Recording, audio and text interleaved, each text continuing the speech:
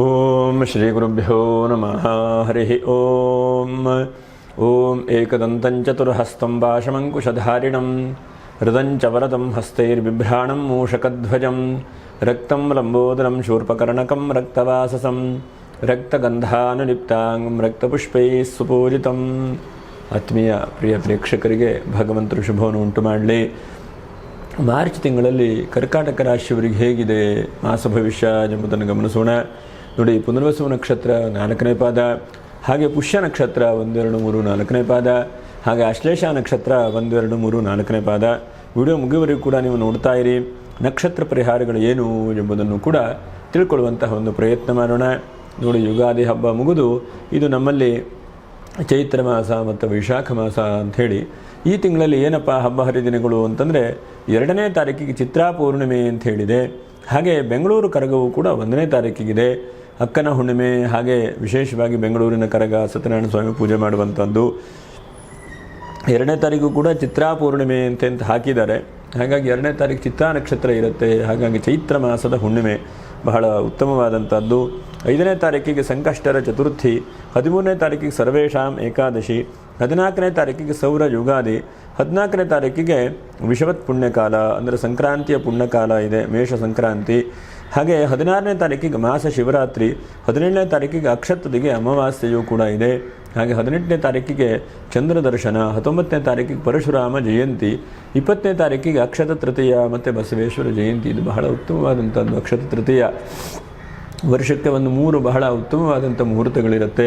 ಒಂದು ಅಕ್ಷತ ತೃತೀಯ, ಇನ್ನೊಂದು ರಥಸಪ್ತಮಿ, ಬಹಳ ಮುಖ್ಯವಾಗಿ ವಿಜಯದಶಮಿ ಅಂಥೇಳಿ 3 ಬಹಳ ಉತ್ತಮವಾದಂಥ ಮುಹೂರ್ತಗಳು. ಆ ಮುಹೂರ್ತಗಳಲ್ಲಿ ನೋಡಿ 20ನೇ ತಾರೀಕಿಗೆ ಇದೆ. ಹಾಗಾಗಿ ಏನಾದರೂ ಒಂದು ಪ್ಲ್ಯಾನ್ ಮಾಡುವಂಥ ಪ್ರಯತ್ನವನ್ನು ಮಾಡಿ. ಹಾಗೆ 21ಕ್ಕೆ ಶಂಕರಾಚಾರ್ಯರ ಜಯಂತಿ, 22ನೇ ತಾರೀಕಿಗೆ ರಾಮಾನುಜಾಚಾರ್ಯರ ಜಯಂತಿ, 23 ಭಗೀರಥ ಜಯಂತಿ ಇದೆ, 26ಕ್ಕೆ ವಾಸವಾಂಬ ನಿಮಿಷಾಂಬ ಜಯಂತಿ, 27 ಬೃಹಸ್ಪತಿ ಜಯಂತಿ, 30ನೇ ತಾರೀಕಿಗೆ ನರಸಿಂಹ ಜಯಂತಿ. ಹೀಗೆಲ್ಲ ಹಬ್ಬ ಹರಿದಿನಗಳೇ ಇದೆ. ವೈಶಾಖ ಮಾಸ ಆದದ್ರಿಂದ ಬಹಳ ಉತ್ತಮವಾದಂಥ ಪೂಜೆ ಪುನಸ್ಕಾರಗಳು, ದೇವತಾ ಆರಾಧನೆ, ಹೀಗೆ ಎಲ್ಲ ಒಂದು ಶುಭವಾದಂಥ ಕೆಲಸಗಳನ್ನು ಮಾಡಲಿಕ್ಕೆ ಬಹಳ ಉತ್ತಮವಾದದ್ದು. ಹಾಗಾಗಿ ಆದಷ್ಟು ಈ ವೈಶಾಖ ಮಾಸವನ್ನು ದೇವತಾ ಆರಾಧನೆಗೆ ಮತ್ತು ನಿಮ್ಮ ಜೀವನದ ಬಹಳ ಮುಖ್ಯವಾದಂಥ ಪ್ಲ್ಯಾನನ್ನು ಮಾಡಲಿಕ್ಕೆ ಎಲ್ಲದಕ್ಕೂ ಕೂಡ ಉಪಯೋಗಿಸ್ಕೊಳ್ಳಿ. ಗೃಹಸ್ಥಿತಿ ಹೇಗಿದೆಯಪ್ಪ ಅಂತಂದರೆ 12ನೇ ರಾಶಿಯ ಗುರು, ಯಾಕಂದರೆ ಗುರುವಿನ ಬಲ ಸದ್ಯಕ್ಕಿಲ್ಲ ನಿಮಗೆ. ಧನಸ್ಥಾನದಲ್ಲಿ ಕೇತು, ಹಾಗೆ ಅಷ್ಟಮ ರಾಶಿಯಲ್ಲಿ ರಾಹು, ನವಮ ರಾಶಿಯಲ್ಲಿ ಕುಜ ಶನಿ, ಹಾಗೆ ಏಕಾದಶ ರಾಶಿಯಲ್ಲಿ ರವಿ ಬುಧರು, 12ನೇ ರಾಶಿಯ ಶುಕ್ರನ ನೋಡಿ 19ನೇ ತಾರೀಕು ಅನಂತರದಲ್ಲಿ 11ನೇ ರಾಶಿಗೆ ಶುಕ್ರನೂ ಕೂಡ ಹೋಗ್ತಾನೆ. ಹಾಗೆ ಬುಧನೂ ಕೂಡ ಸಾಮಾನ್ಯವಾಗಿ 30ನೇ ತಾರೀಕು ಅನಂತರದಲ್ಲಿ ಬುಧನೂ ಕೂಡ ಮೇಷರಾಶಿಗೆ ಬರುತ್ತಾನೆ. ಹೀಗೆಲ್ಲ ಗೃಹಸ್ಥಿತಿ ಇದೆ. ನೋಡಿ, ಕರ್ಕಾಟಕ ರಾಶಿಯವರಿಗೆ ಹೇಗಾಗಿದೆಯಪ್ಪ ಅಂತಂದರೆ ಎಲ್ಲವೂ ಕೂಡ ಇದೆ. ಆದರೂ ಕೂಡ ಎಲ್ಲೋ ಒಂದು ಚಿಂತೆ, ಎಲ್ಲೋ ಒಂದು ಆತಂಕ, ನನಗಾಗತ್ತೋ ಇಲ್ಲೋ, ಅಥವಾ ನಾನು ಸೋಲನ್ನು ಅನುಭವಿಸ್ತೇನಾ, ಅಥವಾ ಇಷ್ಟೆಲ್ಲ ಪ್ರಯತ್ನ ಮಾಡ್ತಾ ಇದ್ದಾನೆ, ಇಷ್ಟೆಲ್ಲ ಹೋರಾಟ ಮಾಡ್ತಾ ಇದ್ದಾನೆ, ಆದರೂ ನನ್ನ ಕೈಲಿ ಸಾಧ್ಯವಾಗುವುದಿಲ್ವಾ, ಕಷ್ಟವಾ, ಹೀಗೆಲ್ಲ ನಾನಾ ರೀತಿಯಾದಂತಹದ್ದು ಒಂದಷ್ಟು ಚಿಂತೆಗಳು ನಿಮ್ಮ ತಲೆಗೆ ಬರ್ತಾ ಇದೆ. ಆದರೆ ನೀವು ಬಹಳ ಮುಖ್ಯವಾಗಿ ಗಮನಿಸಬೇಕು, ನಿಮ್ಮ ಜೀವನದ ಈ ತಿಂಗಳು ಹೇಗಿರಬಹುದು ಅಂತಂದರೆ ಬಹಳ ನಿಧಾನವಾಗಿ ಕೆಲಸ ಆಗಬಹುದು. ಆದರೆ ಭಾಗ್ಯದಲ್ಲಿರುವಂಥ ಶನೇಶ್ವರನು ಖಂಡಿತವಾಗಿ ನಿಮ್ಮ ಕೈ ಬಿಡುವುದಿಲ್ಲ. ಯಾತಕ್ಕೆ ಅಂತಂದರೆ ಒಂದು ಉದ್ಯೋಗ ಕಳ್ಕೊಂಡು ಹೋಗಿರಬಹುದು, ಅಥವಾ ಯಾರೋ ಒಬ್ಬರಿಗೆ ದುಡ್ಡು ಕೊಟ್ಟು ಸಿಕ್ಕಾಕೊಂಡಿರಬಹುದು, ಅಥವಾ ಯಾವುದೋ ಒಂದು ಒಳ್ಳೆ ರೀತಿಯಾದಂಥ ಕೆಲಸವನ್ನು ಮಾಡಬೇಕು ಅಂಥೇಳಿ ತರಾತುರಿಯಲ್ಲಿ ಬಹಳ ಕಾಯ್ತಾ ಇರಬಹುದು. ಇದಕ್ಕೆಲ್ಲದಕ್ಕೂ ಔಷಧಿ ಏನಪ್ಪ ಅಂತಂದರೆ ನಿಧಾನವೇ ಪ್ರಧಾನ. ಈ ತಿಂಗಳಲ್ಲಿ ನಿಧಾನವಾಗಿ ಯೋಚನೆ ಮಾಡಿ. ಈ ದಿವಸ ಆಗದೇ ಇರಬಹುದು, ನಾಳೆ ಖಂಡಿತವಾಗೂ ಆಗುತ್ತೆ, ಅಥವಾ ನಾಳೆಗೂ ಸ್ವಲ್ಪ ಲೇಟ್ ಆಯಿತು, ರಜೆ ದಿವಸ ಏನೋ ಬಂದಿದೆ ಅಂದರೆ ನಾಡಿದ್ದು ಖಂಡಿತವಾಗೂ ಆಗ್ತದೆ. ಹಾಗಾಗಿ ಈ ತಿಂಗಳಲ್ಲಿ ನಿಧಾನವಾಗಿ ಆಗುತ್ತೆ. ಒಂದು ಉದ್ಯೋಗ ಕಳೆದು ಹೋಗಿದೆ ಅಂಥೇಳಿ ಚಿಂತೆ ಮಾಡ್ಕೊಳ್ಳುವಂಥದ್ದಲ್ಲ, ಉದ್ಯೋಗ ಖಂಡಿತವಾಗೂ ಸಿಗುತ್ತೆ. ಯಾಕಂದರೆ ಬದಲಾವಣೆಯೇ ಪ್ರಕೃತಿಯ ನಿಯಮ, ಜಗತ್ತಿನ ನಿಯಮ. ಗ್ರಹಸ್ಥಿತಿ ಎಲ್ಲವೂ ಕೂಡ ಬದಲಾವಣೆ ಆಗ್ತಾನೆ ಇರುತ್ತಲ್ವ. ಒಂದೇ ಸ್ಥಿತಿಯಾಗಿ ಒಂದೇ ತರಹ ಯಾವುದೂ ಕೂಡ ಖಂಡಿತವಾಗಿ ಇರುವುದಿಲ್ಲ. ಹಾಗಾಗಿ ಬದಲಾವಣೆ ಆಗ್ತಾ ಇರುತ್ತೆ. ಉದ್ಯೋಗ ಕಳ್ಕೊಂಡಂಥ ವ್ಯಕ್ತಿಗಳಿಗೆ ನೀವು ಸ್ವಲ್ಪ ಸಮಾಧಾನದಿಂದ ಪ್ರಯತ್ನ ಮಾಡಿ. ಎಲ್ಲಿ ಉದ್ಯೋಗ ಸಿಗುತ್ತೆ, ಎಲ್ಲಿ ಅನುಕೂಲ ಆಗುತ್ತೆ, ಅಥವಾ ನಾನು ಏನಾದರೂ ಸ್ವಂತವಾಗಿ ಬಿಸ್ನೆಸ್ಸನ್ನು ಏನಾದರೂ ನಡೆಸ್ಕೊಂಡು ಹೋಗ್ಬೋದಾ, ಹೀಗೆ ನೂರಾರು ರೀತಿಯಾದಂಥ ಯೋಚನೆಯನ್ನು ಮಾಡ್ತಾ ಬನ್ನಿ. ಒಂದೇ ಥರ ಕೂತ್ಕೊಳ್ಳಿಕ್ಕೆ ಹೋಗಬೇಡಿ. ಹಾಗಾಗಿ ಉದ್ಯೋಗಗಳಿಗೆ ಸ್ವಲ್ಪ ಶುಭವಾದಂಥ ಅವಕಾಶಗಳು ಸಿಗಬಹುದು. ಒಂದು ಇಂಟ್ರ್ಯೂ ಪಾಸ್ ಆಗಲಿಲ್ಲ ಅಂಥೇಳಿ ಬಹಳಷ್ಟು ಚಿಂತೆ ಮಾಡ್ಕೊಂಡು ಕೂತ್ಕೊಳ್ಳುವಂಥದ್ದಲ್ಲ, ಇನ್ನೊಂದು ಪ್ರಯತ್ನ ಮಾಡಬೇಕು. ಆ ಇಂಟ್ರ್ಯೂ ಖಂಡಿತವಾಗೂ ಸಿಗುತ್ತೆ. ಹಾಗೆ ಎರಡನೇದಾಗಿ ಬಹಳ ಮುಖ್ಯವಾಗಿ ಹಿರಿಯರ ಆಶೀರ್ವಾದ. ಈ ತಿಂಗಳಲ್ಲಿ ಪ್ರಯಾಣ ಯೋಗವನಕ ಬಹಳ ಇದೆ. ಅಷ್ಟಮದ ರಾಹು, ಹಾಗಾಗಿ ಪ್ರಯಾಣ ಮಾಡುವಂಥದ್ದು, ಧಾರ್ಮಿಕವಾದಂತಹ ಕೆಲಸಗಳನ್ನು ಮಾಡುವಂಥದ್ದು, ಧಾರ್ಮಿಕ ಮುಖಂಡರಿಗೆ ಹೆಚ್ಚಿನದಾದಂಥ ಸನ್ಮಾನಗಳು ಸಿಗುವಂಥದ್ದು, ಮತ್ತು ಪಾಠ ಪ್ರವಚನ ಮಾಡುವವರಿಗೆ ರಜೆ ದಿವಸ ಆದರೂ ಬಹಳ ನಿಮಗೆ ಸಮಯವೇ ಇಲ್ಲ ನಿಮಗೆ ಅಂತಹ ಅವಕಾಶಗಳು ಸಿಗುವಂಥದ್ದು. ಯಾಕಂದರೆ ಇವೆಲ್ಲ ಆನ್ಲೈನ್ ಕ್ಲಾಸುಗಳು, ಆನ್ಲೈನ್ ಪಾಠ ಪ್ರವಚನಗಳು ಹೀಗೆಲ್ಲ ಆಗಿದೆ. ಒಂದು ಹಂತಕ್ಕೆ ವ್ಯಕ್ತಿ ಎಲ್ಲೇ ಇದ್ದರೂ ಕೂಡ ಆನೋಭದ್ರಾ ಕೃತವೋಜಂತು ವಿಶ್ವತಃ, ಒಳ್ಳೆಯ ರೀತಿಯಾದಂಥ ವಿಷಯಗಳು, ಒಳ್ಳೆಯ ಕಲಿಕೆಗಳು, ಇಂಥದ್ದು ಎಲ್ಲರಿಗೂ ಕೂಡ ಅವಕಾಶಗಳಿದೆ ಇವತ್ತಿನ ಕಾಲದಲ್ಲಿ. ನನಗೆ ಹಿಂದಿನ ಕಾಲದಲ್ಲಿ ಹಾಗೆ ಅಲ್ಲ. ಹಿಂದಿನ ಕಾಲದಲ್ಲಿ ಗುರುಗಳ ಹತ್ರ ಹೋಗಿ ನಾವು ಕಲಿಬೇಕಿತ್ತು. ಈಗ ಹಾಗಲ್ಲ, ಆನ್ಲೈನು, ಇಂಟರ್ನೆಟ್ಟು, ಹೀಗೆ ನೂರಾರು ರೀತಿಯಾದಂತಹ ವಿಷಯಗಳನ್ನು ನಮಗೆ ಕೊಡ್ತದೆ. ಆದರೆ ಅದನ್ನು ಎಷ್ಟರ ಮಟ್ಟಿಗೆ ನಮಗೆ ಬೇಕು, ಎಷ್ಟು ಸರಿ ಎಂಬುದನ್ನು ಕೂಡ ಬಹಳ ಮುಖ್ಯವಾಗಿ ತಿಳ್ಕೊಳ್ಬೇಕು. ಉದಾಹರಣೆಗೆ ಯಾವುದೇ ಒಂದು ವಿಷಯ ಇರಬಹುದು, ಒಂದು ಗುರುಮೇಖೇನವಾಗಿ ಬರುವಂತಹ ಪ್ರಯತ್ನ ಇದ್ದರೆ ಬಹಳ ಉತ್ತಮವಾದದ್ದು. ಇಲ್ಲಾಂದರೆ ನಾವು ತಪ್ಪಾಗೋ ಅಥವಾ ಅಸ್ಪಷ್ಟವಾಗೋ ಉಚ್ಚಾರ ತಪ್ಪಾಗೋ ಇರುವಂಥ ಸಾಧ್ಯತೆಗಳಿರುತ್ತೆ. ಹಾಗಾಗಿ ಯಾವುದೇ ಇರಬಹುದು. ಉದಾಹರಣೆಗೆ ಒಂದು ಸಲ ನೀವು ವಿಷ್ಣು ಸಹಸ್ರನಾಮ ಓದ್ತೇನೆ ಅಂತಂದರೆ ಯಾರ ಹತ್ರ ಒಂದು ಸಲ ವಿಷ್ಣು ಸಹಸ್ರನಾಮ ಸ್ಪಷ್ಟವಾಗಿ ಹೇಳ್ಕೊಳ್ಳಿ ಅಥವಾ ಹೇಳಿಸ್ಕೊಳ್ಳಿ, ಅಥವಾ ನೀವು ಅದನ್ನು ಸ್ಪಷ್ಟವಾಗಿ ಓದಿ ಅದನ್ನು ನೋಡಿದಾಗ ಇಲ್ಲಪ್ಪ ಇದೆ ಅಕ್ಷರಗಳ ತಪ್ಪಿದೆ ಅಂತ ತಿದ್ದುಕೊಳ್ಳಿಕ್ಕೆ ಅವಕಾಶಗಳಾಗುತ್ತೆ. ಪ್ರತಿಯೊಬ್ಬರೂ ಕೂಡ ಜೀವನದಲ್ಲಿ ತಪ್ಪು ಮಾಡ್ತಾರೆ. ಆದರೆ ಕೆಲವೊಂದು ಸಲ ಓದುವಾಗ ತಪ್ಪಿರಬಹುದು, ಕೆಲವೊಂದು ಸಲ ಪ್ರವಚನದಲ್ಲಿ ತಪ್ಪಿರಬಹುದು. ಅದನ್ನೆಲ್ಲ ನಾವು ತಿದ್ದುತ್ತಾ ಇನ್ನೊಬ್ಬರ ಜೊತೆಗಿದ್ದಾಗ ಅದಕ್ಕೆ ದ್ವಿರಧ್ಯಾಯಿ ಎಂಬುದಾಗಿ ಹೇಳಿದ್ದಾರೆ ನಮ್ಮ ಶಾಸ್ತ್ರದಲ್ಲಿ. 2 ಜನ ಓದಬೇಕಂತೆ. ಹಾಗಾಗಿ 2 ಜನ ಓದೋದು ಅಂತಂದರೆ ಗುರುಮುಖೇನವಾಗಿ ಓದುವಂತಹ ಸ್ತೋತ್ರಗಳನ್ನೆಲ್ಲ ಇಬ್ಬರು ಓದಿದ್ರೆ ಬಹಳ ಒಳ್ಳೆಯದು. ತಪ್ಪೇನಾದರೂ ಇದ್ರೂ ಗೊತ್ತಾಗ್ತದೆ. ಹಾಗಾಗಿ ಅಂತಹ ಪ್ರಯತ್ನವನ್ನು ಮಾಡಿ. ಹಾಗೆ 4ನೇದಾಗಿ ಬಹಳ ಮುಖ್ಯವಾಗಿ ಜೀವನದಲ್ಲಿ ನೀವು ಒಂದು ಹಂತಕ್ಕೆ ವಿವಾಹಾದಿ ಮಂಗಲ ಕಾರ್ಯಗಳು ಬಹಳ ಜನ ಒದ್ದಾಡ್ತಾ ಇದ್ದೀರಿ. ಮದುವೆ ಆಗಲಿಲ್ಲ, ಏನು ಮಾಡಬೇಕಪ್ಪ ಅಂಥೇಳಿ ಒದ್ದಾಡ್ತಾ ಇದ್ದೀರಿ. ಸದ್ಯಕ್ಕೆ ಒಂಚೂರು ಕಿರಿಕಿರಿನೇ ಇರಬಹುದೇನೋ. ಯಾಕಂದರೆ ಶುಕ್ರನೂ ಕೂಡ ಮುಂದಿನ ರಾಶಿಗೆ ಬಂದುಬಿಟ್ಟಿದ್ದಾನೆ, ಏಕಾದಶ ರಾಶಿಗೆ, ಸ್ವಕ್ಷೇತ್ರಕ್ಕೆ ಬಂದಿದ್ದಾನೆ. ಆದರೆ ಗುರುವೂ ಕೂಡ ಬಲ ಇಲ್ಲ. ಹಾಗಾಗಿ ವಿವಾಹಕ್ಕೆ ಸ್ವಲ್ಪ ಅಡೆತಡೆಗಳು, ಚಿಂತೆ, ಸಮಸ್ಯೆಗಳು ಬರಬಹುದು. ಆದರೂ ಕೂಡ ಪ್ರಯತ್ನಗಳನ್ನು ಪ್ರಯತ್ನವನ್ನು ಮಾಡ್ತಾ ಇರಬೇಕು. ಮರಳಿ ಯತ್ನವ ಮಾಡು ಎಂಬುದಾಗಿ ಹೇಳ್ತಾರಲ್ಲ, ಪ್ರಯತ್ನವನ್ನು ಮಾಡಬೇಕು.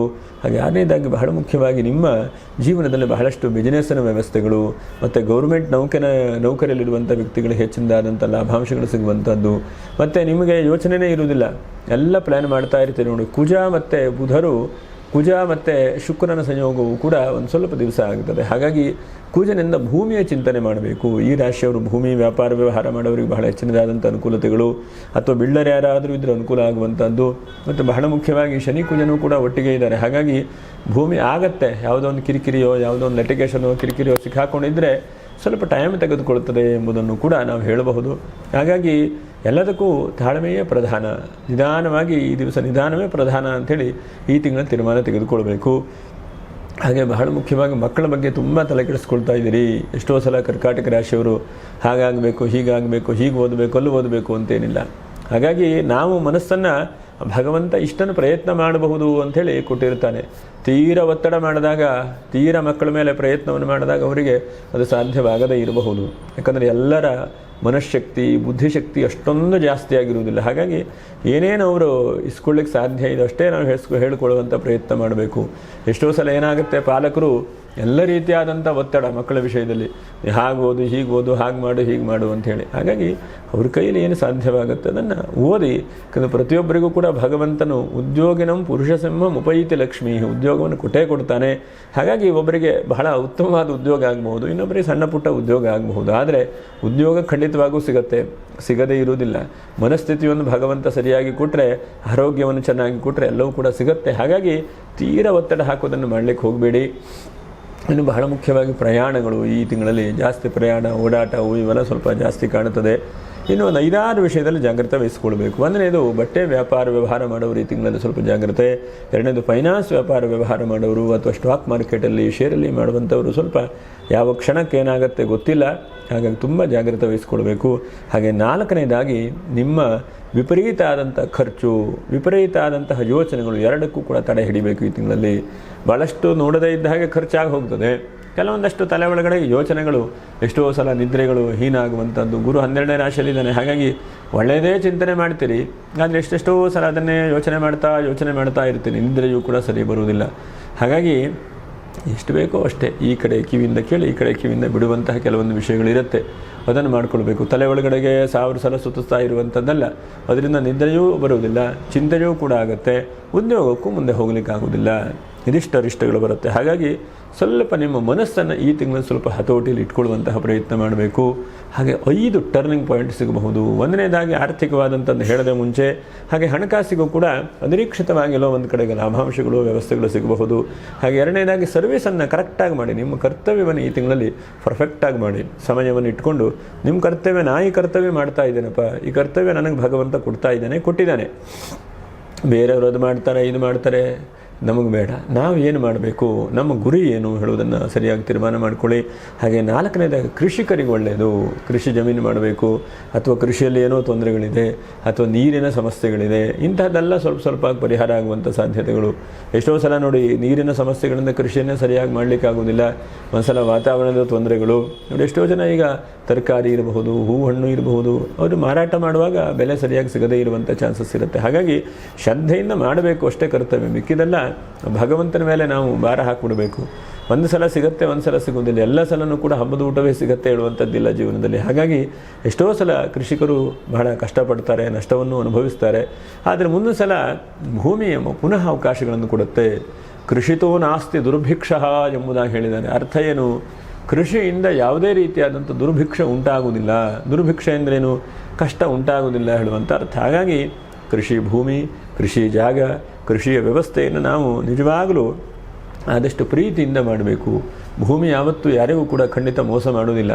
ಅದು ಕೆಲವೊಂದು ಸಲ ಏನಂದರೆ ನಾವೇ ಅವಸರವಾಗಿ ನಾವೇ ಏನೇನೋ ಯೋಚನೆ ಮಾಡಿ ಒದ್ದಾಟ ಮಾಡಿಕೊಳ್ಬೇಕೇ ಬಿಟ್ಟರೆ ನಿಜವಾಗೂ ಭೂಮಿ ಯಾರಿಗೂ ಕೂಡ ತೊಂದರೆಯನ್ನು ಕೊಡುವುದಿಲ್ಲ. ಹಾಗಾಗಿ ಭೂಮಿಯಿಂದನೂ ಕೂಡ ಅನುಕೂಲತೆಗಳನ್ನು ಈ ತಿಂಗಳಲ್ಲಿ ಕಾಣಬಹುದು.